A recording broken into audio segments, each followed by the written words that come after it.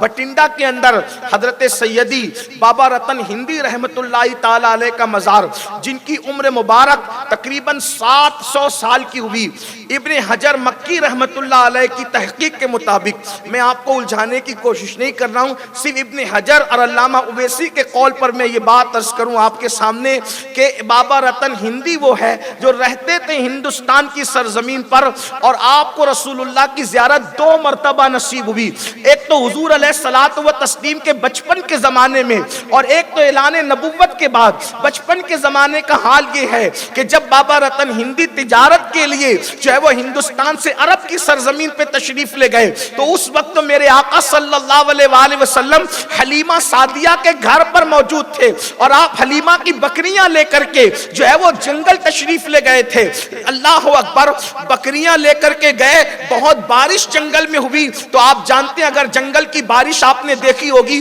تو جنگل کی بارش کے بعد نالے بھر بھر کے بہنے لگتے ہیں، تو نالے بھر بھر کے بہنے لگے، تو اس وقت کچھ مورخین نے یہ لکھا کہ بکریاں تو پھلانگ کر کے چلی گئی، مگر اللہ کے رسول علیہ السلام وہ نالا پھلانگ نہ سکے، مگر چونکہ ہم عشق کے بندے ہیں، کیوں بات بڑھائی ہے، جو جبریل کو چلتے ہوئے تھکا دے، براق کی طاقت جس کی آگے جواب دے دے، اس کے سامنے نالے کو پھلانگنا کیا چیز تھا۔ لیکن ہم نگاہ عشق میں جب اس منظر کو دیکھتے ہیں، بکریاں پھلانگ گئی، لیکن جبریل کو تھکانے والے نبی کیوں نہ پھلانگے؟ اس لیے کہ پھلانگنا حیا کے خلاف تصور کیا جاتا تھا، اور میرے آقا صلی اللہ علیہ وآلہ وسلم ایسی حیا کرتے تھے، کماری لڑکیوں سے بھی زیادہ کوئی با حیا تھا تو آمنہ کا لال تھا۔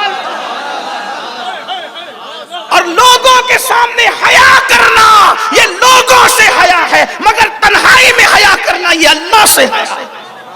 تو جنگل میں ہو کر بھی آپ صرف حیا کی خاطر پھلانگے، جس کا بچپنا یہ میرے امام کہتے ہیں، گود میں عالم شباب حال شباب کچھ نہ پوچھ،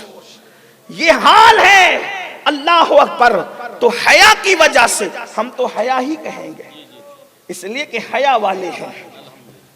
اور بھی کسی کے پاس کوئی قول ہے تو اس کا اپنا ذمہ دار وہ ہے، ہم اس کا انکار بھی نہیں کرتے، لیکن آپ نے جب تو تاجروں کا قافلہ آیا تو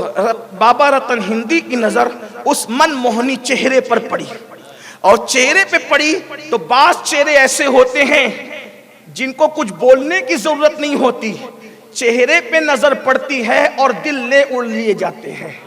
خدا کچھ چہرے ایسے بناتا ہے جن کو خدا وجاہت عطا کرتا ہے، وہ چہرے وجیح ہوتے ہیں، اور اللہ اکبر وہ تو ایسا وجیح چہرہ تھا کہ مخلوق تو مخلوق، خالق کو بھی اس سے پیار ہے۔ کیا حسن ہے سید ابرار تمہارا، اللہ بھی ہے طالب دیدار تمہارا، اور کیوں دید کے مشتاق نہ ہو حضرت یوسف، اللہ کا دیدار ہے دیدار تمہارا۔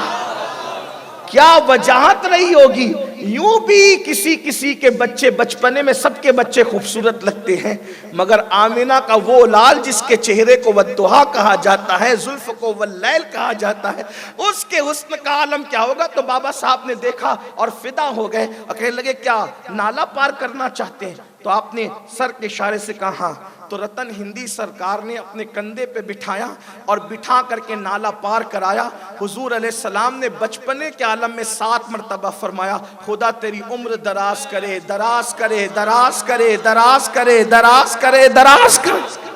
وہ 7 بار دعا کی برکت تھی کہ اللہ نے بابا رتن ہندی کو کم و بیش 700 سال کی عمر عطا فرمائی۔